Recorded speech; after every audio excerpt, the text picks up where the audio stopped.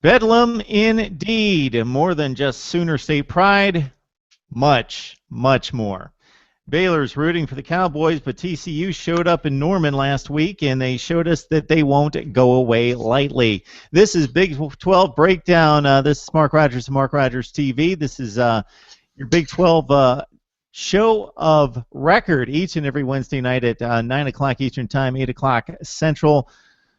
We bring on the best bloggers in the conference. That includes Melissa Treewasser of Frogs of War and also Sean Cordy of Today's You, and possibly two more guests that will go wild about Bedlam. But first, let's talk some TCU. Baylor, of course, the Baylor Bears rooting for the Cowboys to defeat Oklahoma so they can backdoor their way to a Big 12 championship, taking on TCU. We expected these two to be the elite of the conference, but OU has taken charge to a certain extent, and Oklahoma State obviously has had a fine season as well. So, Sean, let's start with you in terms of the Baylor situation.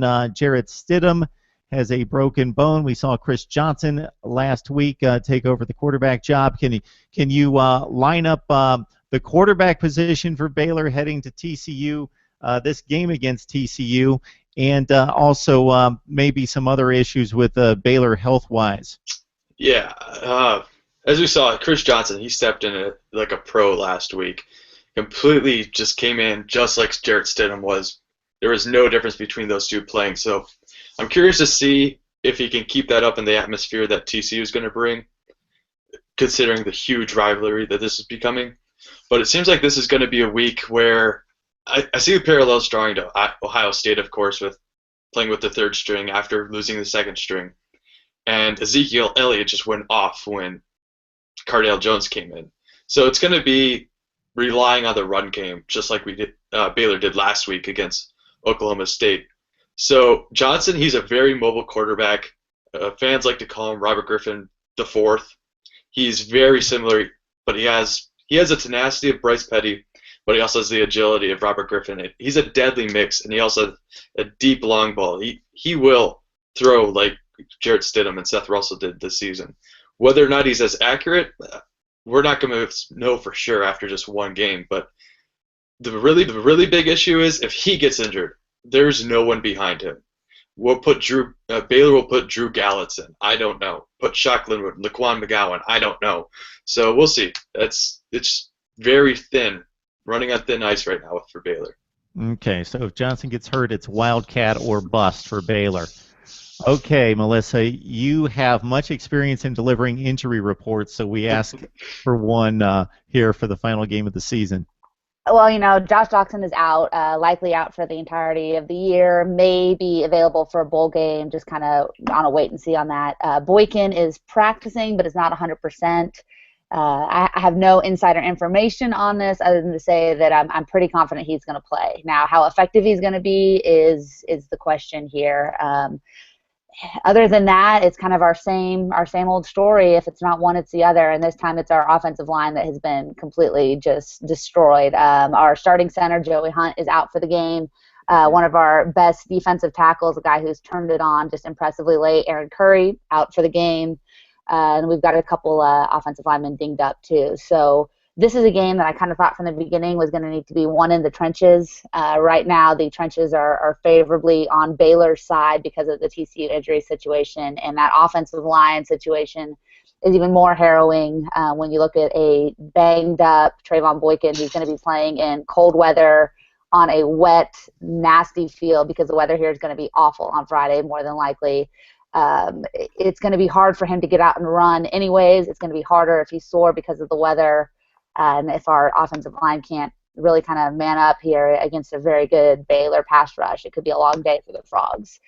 Much like Sean was saying, I would expect us to put the ball in Aaron Green's hands a lot on Friday, run a lot of Sean Nixon and a lot of Kavontae Turpin coming out of the backfield, as well as Kyle Hicks, who didn't get a touch last Saturday but has been a pretty good back for TCU. Hey, Melissa, but despite the finish there in Norman with the two-point play, not being able to complete the comeback at Oklahoma, you talked before we hit the record button about sitting at the 50-yard line and having great seats and a great view of this this matchup against Oklahoma, and considering the health plight of this team coming into the game, you got to feel good about the way they showed up in the second half. Absolutely. It's one thing that no matter what situation TCU's been in, there's never been any quit in these teams under Gary Patterson. The Frogs have never not finished the season strong, regardless of the talent gap they may have faced. So to see Bram Kohlhausen come in, who, remember he came in against Kansas, was benched early in the third quarter after throwing an interception, lost his second-string job to Foster Sawyer, a redshirt freshman, over the course of the week. And then when Foster was very ineffective, brought him back in. This is a kid. This is a senior. He's a transfer. He's a walk-on. He had no reason to show up and play his guts out, and he did. And that's something that I really respected. And Aaron Green, too, really put the team on his back. The defense stepped up. It wasn't pretty at times, but Oklahoma was, I think, 4 for 20 on third downs. And, when you talk of bend, don't break defenses, TCU really exemplified that on the road and fought back to have an opportunity to win it at the end. Didn't work out our way thanks to a really impressive play by an Oklahoma defender to tip that ball, but it does give me a lot of confidence and a lot of hope and a lot of faith that despite everything that we've been through, that they're going to show up in a big way Friday, and it's going to be a heck of a game against a really good Baylor Bears team. I know it doesn't matter for the college football playoff now that TCU's lost 2 games, but why is TCU ranked 19th? Seriously? Here's the deal. I don't know if you're aware of this, Mark, but the SEC is the best conference in history. They could probably go win the NFC East. Even their bad teams are really good teams. Doesn't matter what their records are. Doesn't matter that they win games 9-7. This is a dominant conference, and we should all really just bow down and be thankful to make the top 25 at all at this point. So, it's the committee. The thing that I don't like about the committee, is TCU 19 probably about right? It's probably about right. What I don't like is anytime Jeff Long opens his mouth, because from one week to the next, the criteria changes. We don't look at injuries. Oh, TCU's ranked 19th because of injuries. Oh, you beat a really good TCU team. TCU doesn't benefit from winning games, but everybody benefits from beating TCU, and that's what's so stinking frustrating to me. This season was kind of pulled away from us because of injuries and those types of things, and so I'm happy just to be 9-2, have an opportunity to finish with double-digit wins and get to a good bowl game. That's a great place to be despite everything. But this college football playoff committee, until they have a door open for every Power 5 conference to get in, it's ridiculous. All it is a rating show, and we get Arkansas at home next year. So Jeff Long is going to have a very, very warm welcome in Fort Worth. I'm going to look forward to that game. Yeah, it's going to be fun. And Arkansas, despite what they're doing in the SEC, which is fairly impressive, has a loss against the Texas Tech team that has been pretty down. Arkansas should be in the top 10. They should be in the top 10. Clearly, this is all just a false. I just couldn't believe for a team that was hanging around the top 5 that lost, and I understand losing by 20 points against Oklahoma State, you're going to drop and you're going to take a hit, and they go down to like 12. And then, to your point, you lose Doxson, Boykin doesn't play, you get by Kansas, and you plummet 7 spots to 19, and then the next 2 weeks you look good, and Oklahoma seems to get credit, like you said, for playing TCU, but TCU doesn't get credit for taking a backup quarterback on the road and losing to one of the best 4 teams in the country on a 2-point play at the end of the game. Just seems crazy. If our uniform color was burnt orange or crimson and cream, I have a feeling would be seen a little bit differently, and we would definitely not be behind Ole Miss. Which if I have a real beef, again, 19's probably about right. I think TCU's probably more top 16, but 19's not bad. But it's the fact that look who we're behind. I mean, how many other teams in the country could go through what TCU's been through injury-wise and still be a 9-win team at this point in the season? But we played Iowa State and Kansas. That's their argument. Hey, but Vanderbilt? Yeah, exactly. that 9-7 Florida. Oh, and look at what they did against the FCS schools in the middle of their conference season. This is not the dominant conference that Jeff Long wants it to be right now. It's a good conference. The SEC West has some great teams, but LSU does not look like a complete football team right now. Arkansas has done some really great things, but they do not look like a complete football team. If the argument is complete football teams, then look at them all the same way. That's kind of my beef with this whole thing. What do you think of this deal with the rankings right now, Sean? I agree everything that Mills is saying. It's 1 week to the next. Jeff Long wants to say this week that they took into account Baker Mayfield getting injured against TCU. And then just a week before, they don't take into account Jarrett Stidham being injured in the first quarter and playing with like no mobility at all, and then losing to Oklahoma. Had that been different, there's a chance that Oklahoma would be out the top 10 right now, and Baylor could be sitting at 3. So there a lot, and that's just one argument. But time and time again, he keeps going back on his words of what their criteria is. It's so fluid, there's no way to figure out what's going on.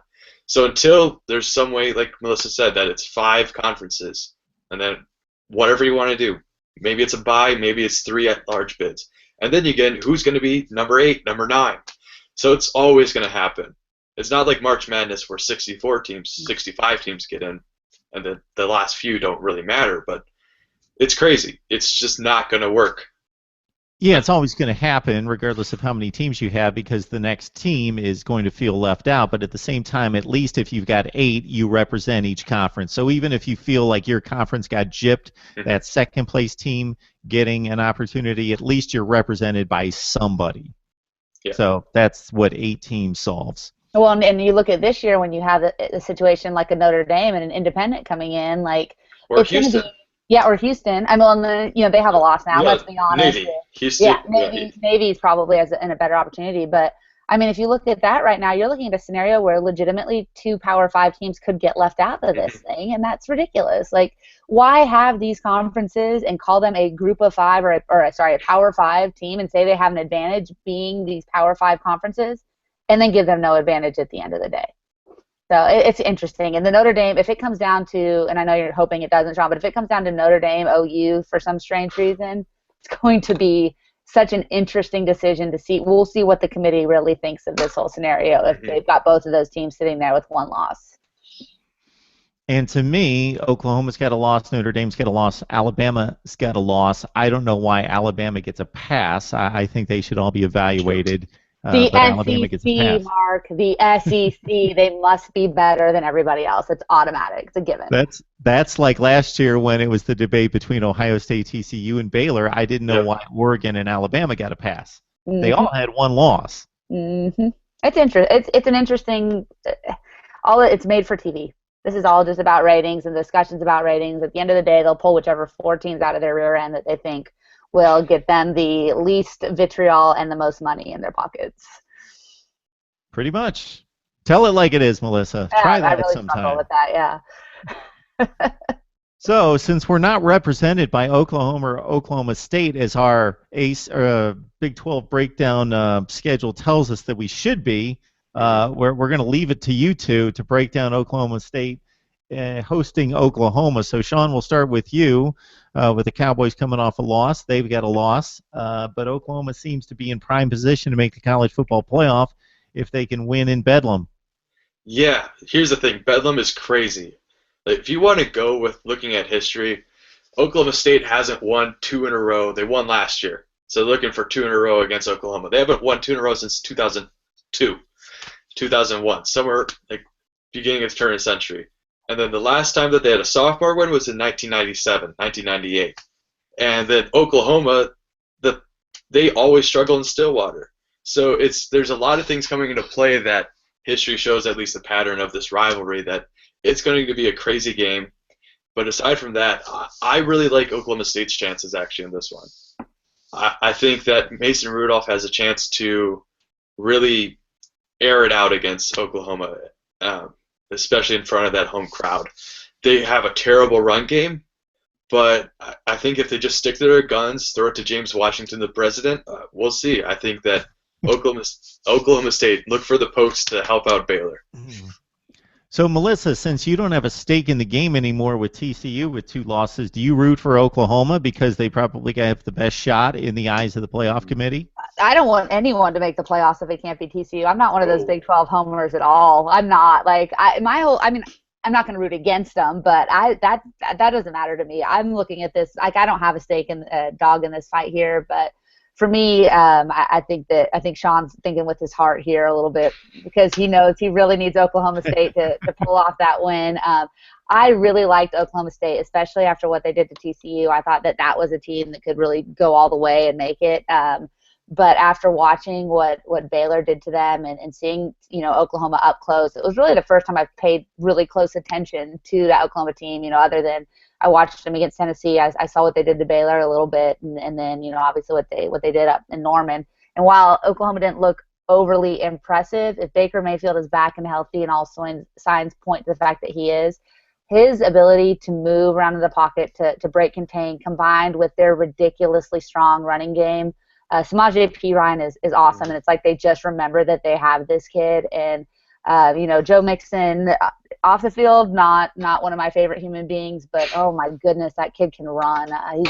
He's a great player. He really is. Their offensive line did a great job on Saturday night, and if Oklahoma State had even a semblance of a run game, I would give them a lot better shot in this, especially with the home field. But right now, just seeing that the way they've been trending downward while OU has really trended upwards, I think the Sooners have the advantage, and I think that I'm hoping it won't matter what happens on Saturday because we'll take care of our business Friday night. But I think we're looking at OU winning the Big 12 and being in a dogfight there somewhere between the Pac-12 and Notre Dame for that fourth playoff spot. Yeah. And I'll add, I think that for me, I do think that the Big 12 needs to get into the playoffs. So Oklahoma does present the best chance over Notre Dame, for that matter, considering they're already ranked above them.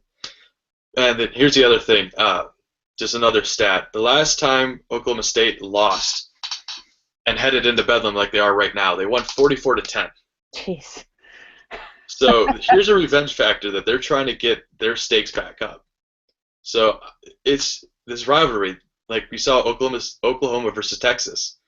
Anything can happen. Even maybe we'll see Chris Carson or someone actually run. Maybe J.W. Walsh. We'll see. So Melissa, you don't care if it comes down to Oklahoma and Notre Dame. You could care less if the Big 12's represented. If it comes down to Oklahoma and Notre Dame, I'm going to hope that I'm going to have an argument that Oklahoma deserves to be in. But at the same time, if that's your two scenarios, if you look, and again, if everything, I think Notre Dame's getting upset by Stanford, so I think that's going to happen. But I think that if you look at that, again, if you're going by the criteria that this is supposed to be, Oklahoma's playing better right now. Okay, Oklahoma's playing better football right now than Notre Dame. But if you look back over the resume as a whole, they have one common opponent. Again, first game of the year, so give them that. But, Texas beat OU. Notre Dame stomped Texas. Notre Dame has one loss to the number one team in the country. If we're having any consistency, it should be Notre Dame. But there's no consistency. So I would probably say that OU's resume as a whole is a little bit stronger than Notre Dame's and would deserve to be in. But do I want a Big 12 team in? No. Do I know there needs to be a Big 12 team? Yes. But I've only been here for 4 years now. I'm not a conference homer. So I'm still coming around to that part of being in the Big 12. I gotcha. Okay. I'm starting to see the picture now. While Sean, he's all about the Big 12. He wants to see the Big 12 represented regardless of whether it's Baylor or not, right? Yeah, I covered all Big 12, not just Baylor, so I got to have some hope. Okay. Oh, okay. Well, it's for selfish reasons, too. Yes. All right, let's talk about some lesser games and get your picks. We'll start with this Texas Tech Texas game. So we got the Red Raiders at 6-5, so they've locked up a postseason appearance. Texas needs to win 2 games against Texas Tech and Baylor, so it's going to be difficult for the Horns to reach a bowl game. Sean, your thoughts about the Longhorns and the Red Raiders in Austin? Yeah, if Texas wins, they're in the playoffs, I think. That's how this works, right? Yeah. Quality win.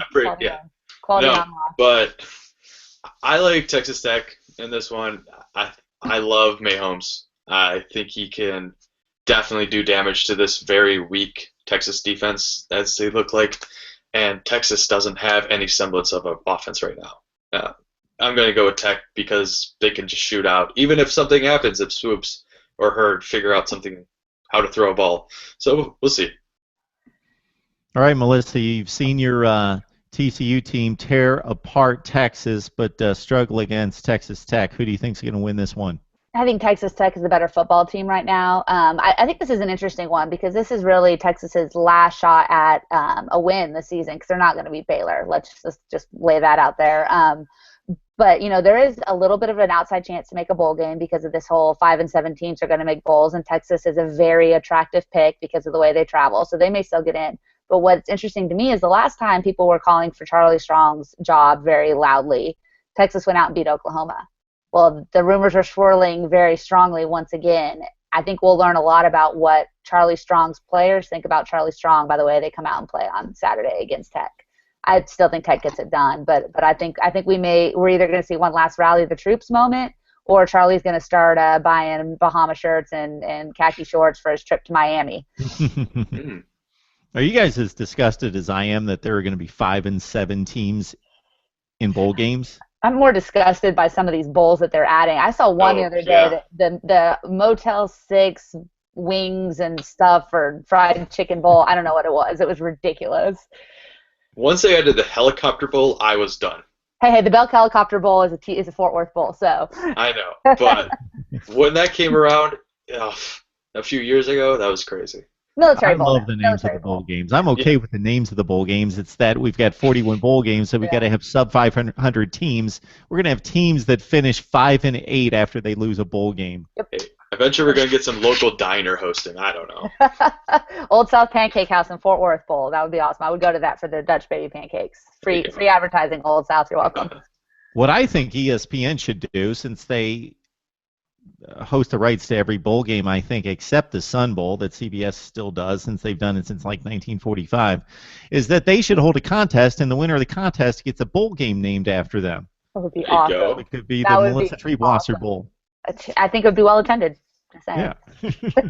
And you could have it in Fort Worth. Yes, perfect. All right. This is one of the times when I think it's apparent and obvious that West Virginia does not belong in the Big 12 because you match up rivalries at the end of the season, and this is what you get. Iowa State at West Virginia, Melissa. They're kind of similar climates-ish or something. It's an interesting game, and the fact that it's not very interesting. I think West Virginia wins this one, but Iowa State, you feel for Paul Rhodes, who everything I've heard is that he's just one of the best guys in college football. I think they did need to make a change, and I can see why they're moving on. But he seems very beloved by his players. That being said, I'm going to take West Virginia in this game, but I will take them knowing that Iowa State has a chance, if they make the right hire here, to be a very scary on-the-rise team in 2016.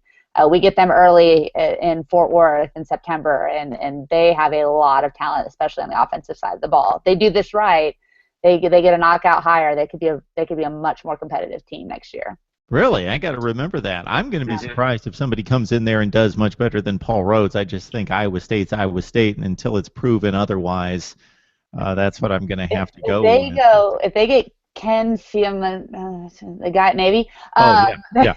If they get him, and that's kind of what I've seen, and they change the way the offense is run, and they do the counter to what everybody else is doing in the Big 12, I would say it could be a surprise team, but I want to wait and see who they hire first. Right, Sean, we got West Virginia. They're 6-4, so if they finish at 7-4, wow, you talk about a team that's in upper division bowl status. Wow. Yeah, I mean, they could get that helicopter bowl. We'll see. But I thought that Iowa State was going to be that surprise team this year, and I really like the direction they were going. I think Rhodes should have got one more chance. I know it's tough, the past 3 seasons not going to a bowl game, but he was put in the right direction, especially with Mangino gone. And Joel Lanning's providing some actual great talent with a great receiving core right now. So, but that being said, I'm still going with West Virginia here. Losing your head coach, it's going to be tough, and that's really going to help the Big 12 and with their case with the power strength of schedule right now. So for the sake of the Big 12, they really need West Virginia to win. But I just think that West Virginia can actually progress the ball. They have a great running duo between Sheldon Smallwood and Howard's. He's on and off, but I think he'll have it on against an Iowa State defense. So we predict these games, but the better prediction here might be, when is Kansas going to win a game, period? So what is it going to be, 2016? Is it going to be 2017? What are we going to go with here, Sean? I'm not even going to ask if they're going to beat Kansas State. No, they aren't. A while ago, I thought they could, because, like I said last week, I liked what Beatty was doing with this team, but he's proven that there's not enough talent to run this air raid offense that he's trying to copy from the rest of the conference. So Kansas State, they've been struggling rough, especially even last week, winning barely in the last minute against Iowa State. So, I mean, we're just going to say Kansas State's going to win, but I don't know when Kansas is going to win next. It's going to be, hopefully they start getting some recruits. We'll see. Melissa, Sean obviously looks for the best in every situation because he's seeing bright spots at Kansas. But Kansas and Kansas State. Yeah, I really like David Beatty. I hope he has an opportunity to succeed there because he's the kind of coach that you can really respect and root for outside of your own team, but you hope that he doesn't do that well. They've got some interesting recruits that have jumped on board. We'll see if they hang on to him after going winless this season, because they will, which probably makes them eligible for a bowl. I'm not sure. Maybe the Toilet Bowl. I don't know if that's being held this year or not, but I think that Kansas, I didn't look at their non-conference schedule, but I can't see them winning a Big 12 game for quite some time when you look at the talent coming back in this conference. I think the most interesting thing that's happened in this game this week is that Bill Snyder's coming back, which I kind of was a little bit surprised. I'm happy to see the Wizard back in Manhattan, but that's going to make next year, I think, really interesting if they have another season like they did this year. At what point do you... When you have a legend like that, at what point do you think it's time to move on or not? And I'm glad he's back. I love the guy. I think he's awesome. He's great for college football. But another year like they had this year, and do you start seeing people in Manhattan get a little restless? Melissa, I think you're onto something. If we're going to have teams that are going to finish 5-8 in bowl games, then we might as well make a complete mockery of it. Have a toilet bowl. Take Kansas 0-11, and I'm trying to think around the country. There's got to be somebody SMU? who's like 1-10. They're close, right?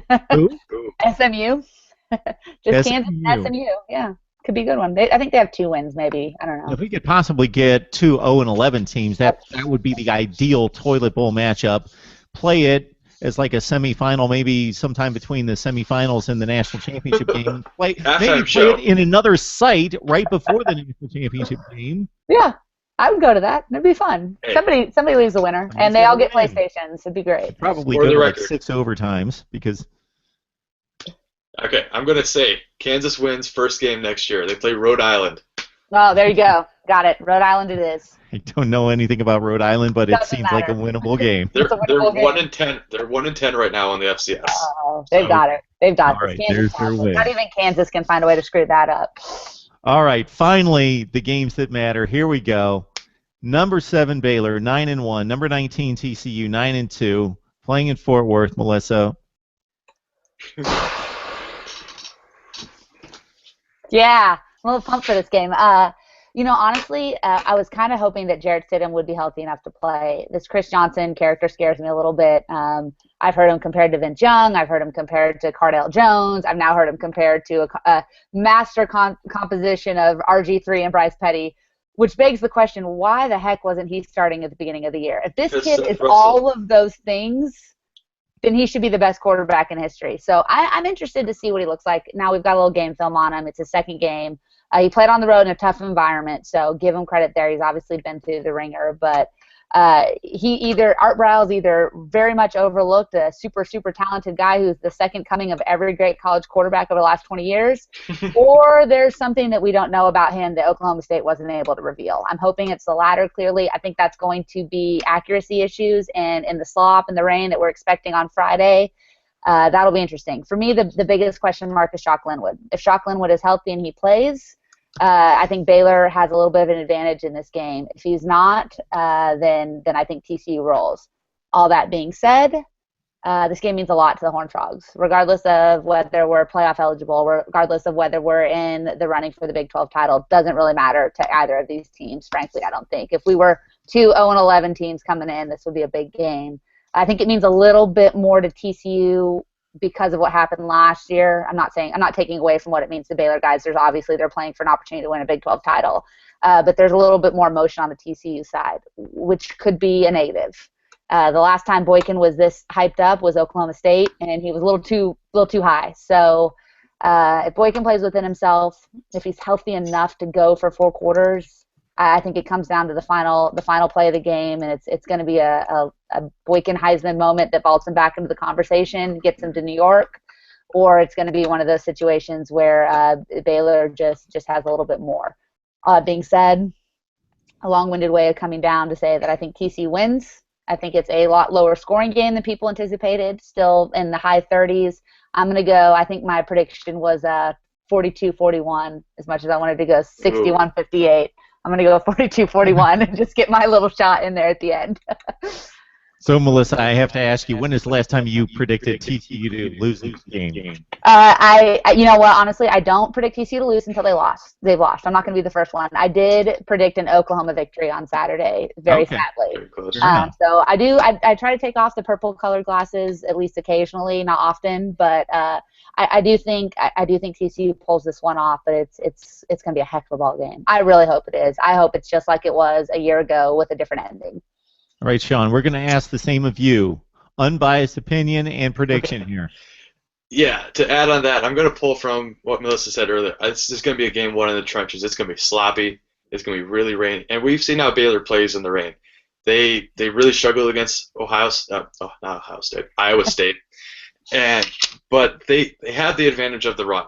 Even if Shock is out, people don't realize outside of Waco just how good the 3 running backs behind him are.